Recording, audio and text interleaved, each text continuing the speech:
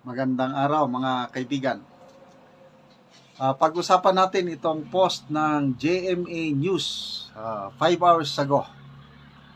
Basahin ko President Ferdinand Bongbong Marcos Jr. on Friday, kahapon,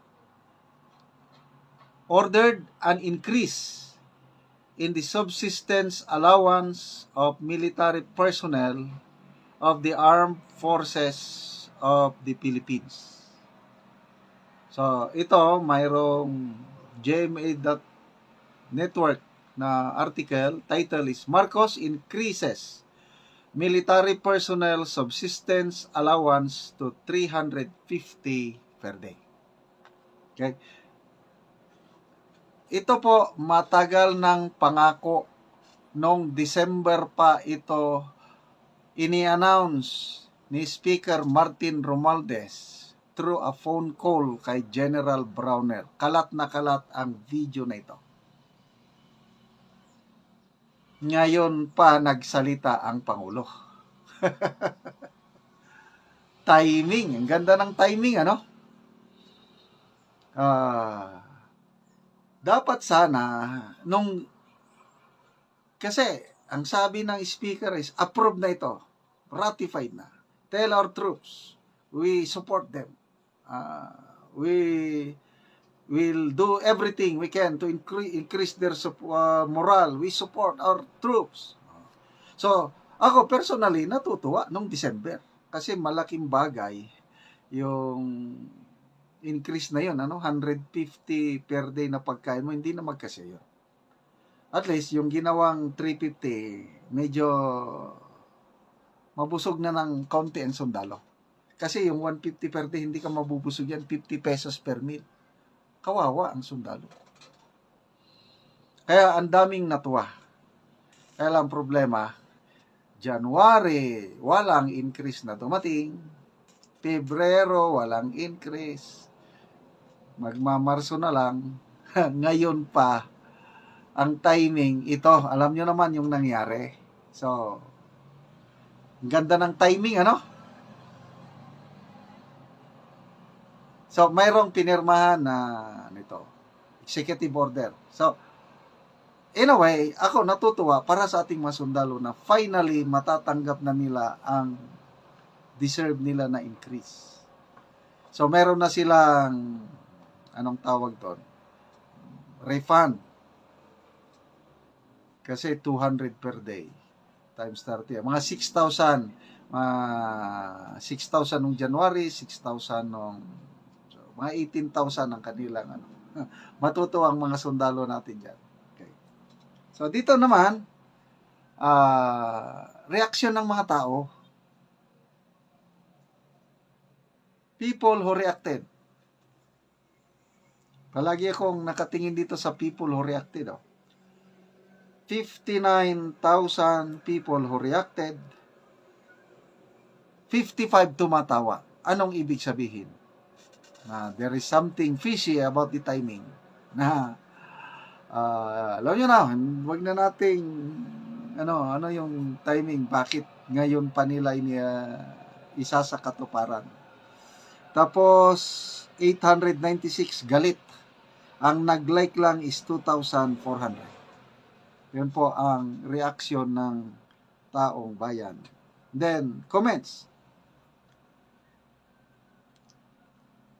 Loyalty from those who have uphold their dignity is not for sale. It is a treasure earned through respect, integrity, and shared convictions. You who handed our beloved former president over to foreigners for trial in a distant land are not deserving of even the slightest loyalty.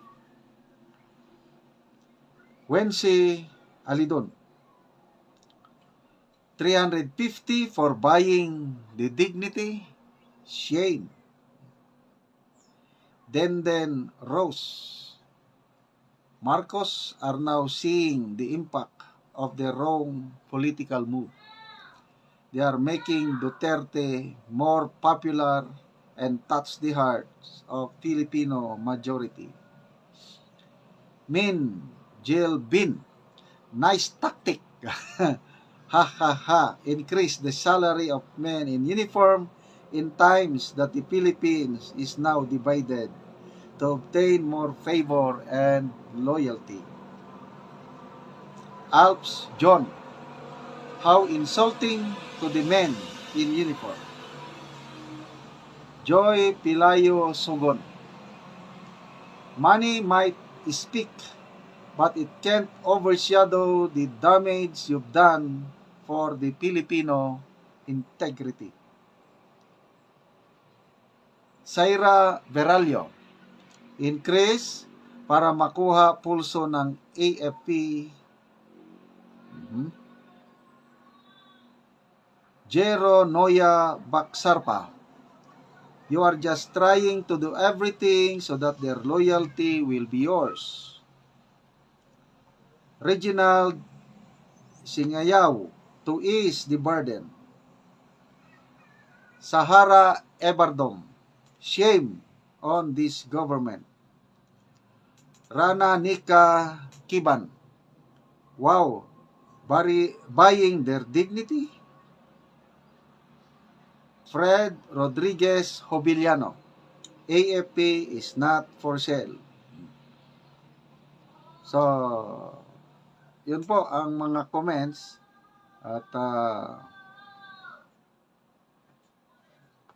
ako, personally natutuwa ako para sa ating men and women in uniform.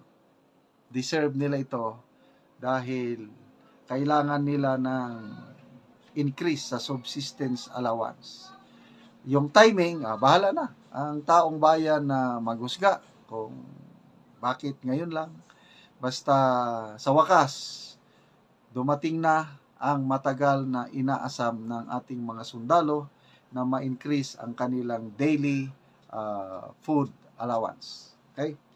So, mga kaibigan, salamat sa inyong pagsubaybay sa ating channel. Nakakatulong kayo ng malaki sa tribong Talandig dahil ang income sa channel na ito ginagamit nating pagtulong sa tribo. Sa ngayon, namimigay tayo ng yero at pako sa tribo para ma-repair ang kanilang sira-sirang tahanan. So, panoorin nyo ang video na ito, kabalikat kayo sa pagtulong. Sana ituloy nyo lang ang inyong panonood, lalo na yung hindi nyo pag-skip ng ads. Una ni ang tulo ka pamilya magkuha karon og gero. Magtuwa ang isa. Lukot.